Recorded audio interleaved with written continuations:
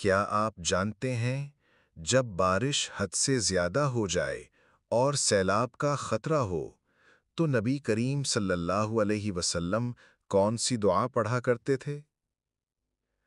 آج کل پاکستان میں بارشوں اور سیلاب کی شدت بڑھ گئی ہے۔ ایسے وقت میں ہمیں نبی کریم صلی اللہ علیہ وسلم کی وہ دعا یاد کرنی چاہیے جو آپ صلی اللہ علیہ وسلم زیادہ بارش کے وقت پڑھا کرتے تھے۔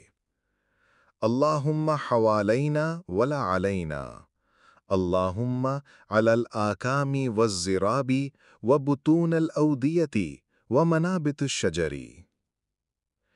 اے اللہ، ہمارے آس پاس بارش برسا، ہم پر نہیں، اور اس کو پہاڑوں، وادیوں اور درختوں میں برسا۔ آئیے اس مشکل وقت میں اس دعا کو پڑھیں اور دوسروں تک بھی پہنچائیں۔ شاید اللہ ہماری دعاؤں سے سیلاب کی شدت کو کم کر دے۔